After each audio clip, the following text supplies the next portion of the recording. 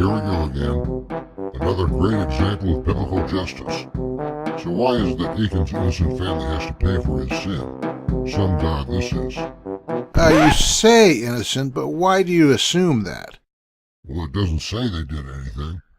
It may not, but what they didn't do was just as important. Huh? Oh, go away. In the minds of critics, two sets of contextually innocent persons suffered in Joshua 7. The 36 men who died at Ai, and Achan's family other than himself. But a social contextual understanding leads to a different perspective, one that enables us to recognize that our sympathies for the innocent here are the result of our modern prejudices. The primary source here is Kaminsky's Corporate Responsibility in the Hebrew Bible, and a chapter in which Kaminsky takes a close look at Joshua 7. Before beginning, it's well to keep in mind that ancient societies, and most still around today, were highly collectivist in orientation.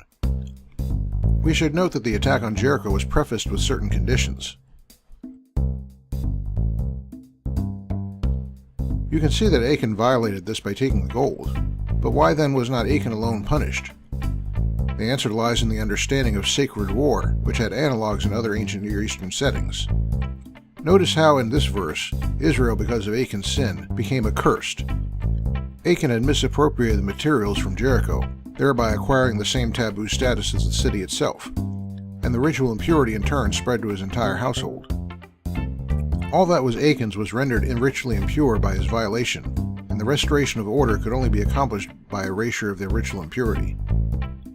Some critics might claim we just make this stuff up, so I might note examples of another social group described as having the same qualities of belief.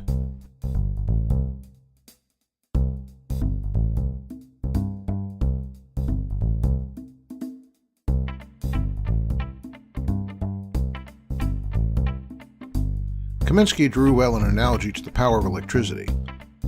The deaths of the 36 men at Ai was more of an indirect result of Achan's sin. The camp was no longer holy, and Israel was no longer under God's protection. And so we come to communal responsibility. Punishing Achan alone would not have transmitted this message accurately to people who were communally oriented and collectivist in outlook. To those who might still regard this as unfair, we repeat Kaminsky's concluding words.